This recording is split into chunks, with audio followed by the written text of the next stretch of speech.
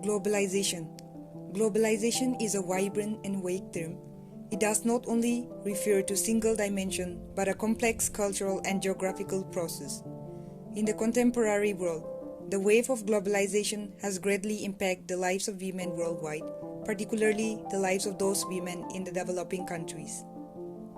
Globalization brings education to the front lines and it becomes a major tool for incorporation into the knowledge society and the technology economy. The impact of globalization can be broadly perceived as an endlessly continental of lifelong process which is essential for every aspect in the social world.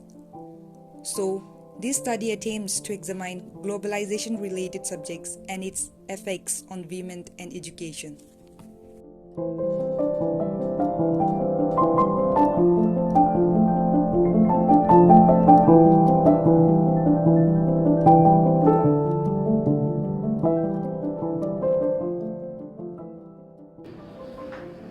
Say, if we take before 2012, that was the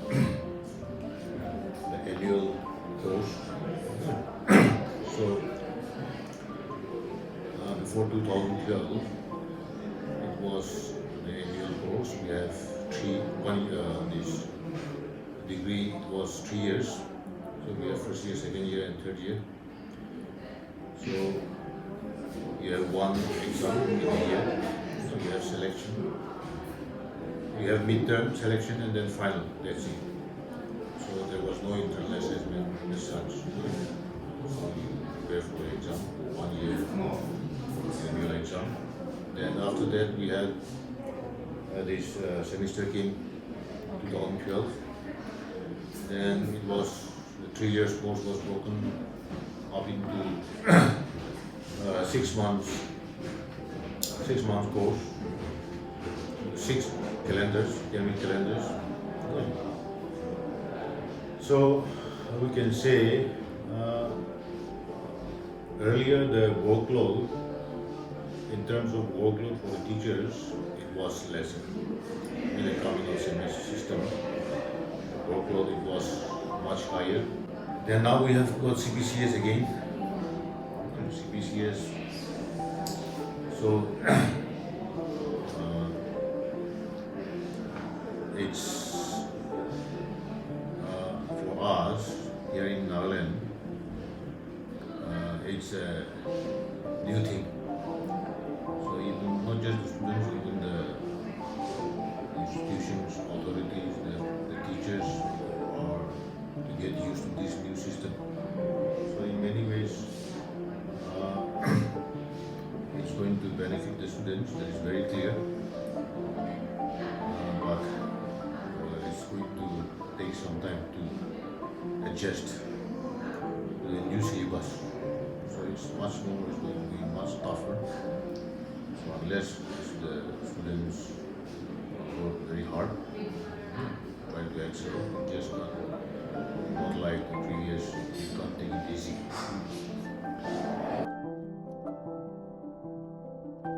Can you give your opinion on the difference between past and present education system for women comparatively?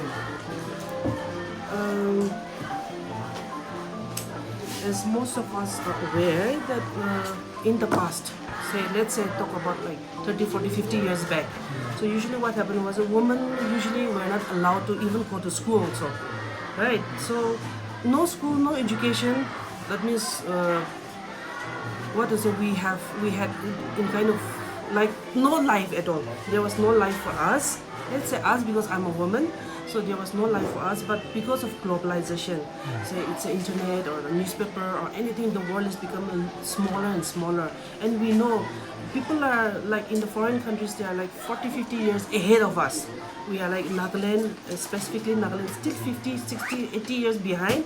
But because of globalization, we are aware that what is going on. So because of that, slowly our education system has also been changed, and because of this NPE that the government has taken up, Indian government, it has now become compulsory for all the students, for children, whether it's a girl or boy. It's compulsory for a child to attend compulsory free and compulsory education till the age of 14 years.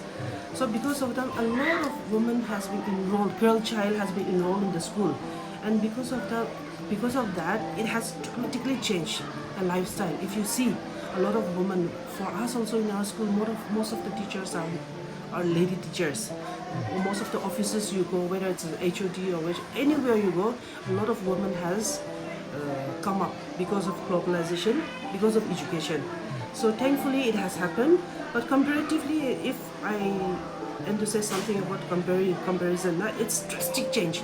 80% it has changed. A lot of women were not allowed. We were considered as a homemaker.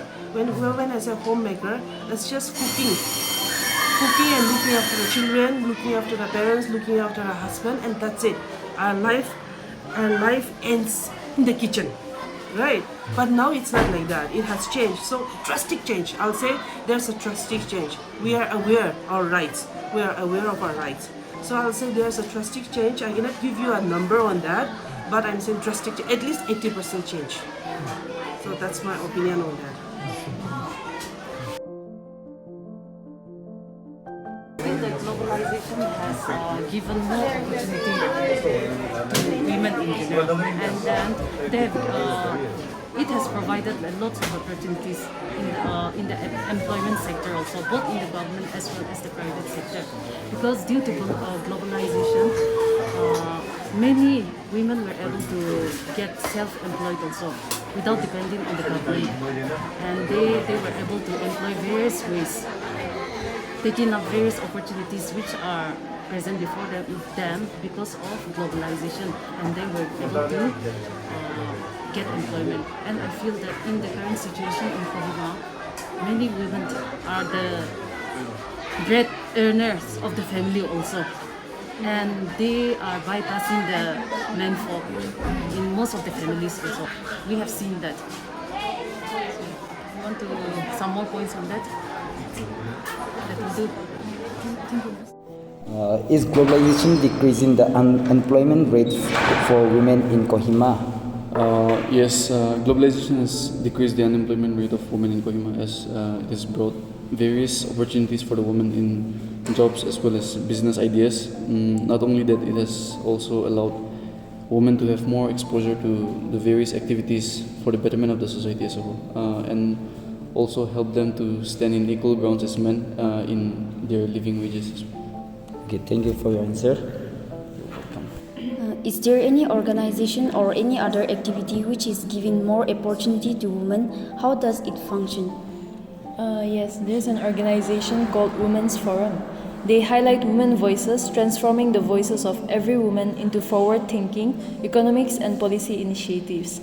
They also bring changes in the society and undertake research and education on health and cultural issues affecting women. How will you spread awareness on gender equality in education as an individual? When we talk about gender equality in the context of Kohima, we see that in schools there are no subjects where they teach about gender. Yeah, we get it in college and universities and all, but the foundation is in school, high school, primary school and all. But then we don't see any subject based on that. So in my opinion, I feel that we should bring a subject about gender in high school especially.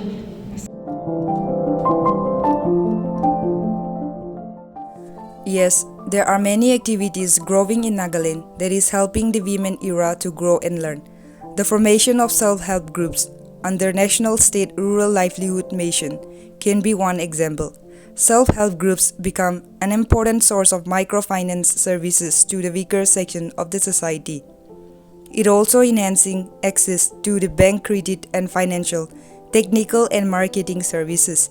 It also offers poor women a platform for building of solidarity, as it allows all the women to come together and act out the issue related to their own lives. As we can witness from the sources we have collected, we can sum up that globalization on women and education have positively affected but lesser demerits. In fact, it has brought a drastic change, almost 80% in the role of women and educational system. Likewise, the impact of globalization on women and education goes hand in hand. Huge changes of women's life that was once lived a life confined in a home where they end their life in kitchen to being a daily bread earner. So we hope that this study reinforces the knowledge of an individual and provides the features that has been left untouched by many social researchers. Thank you.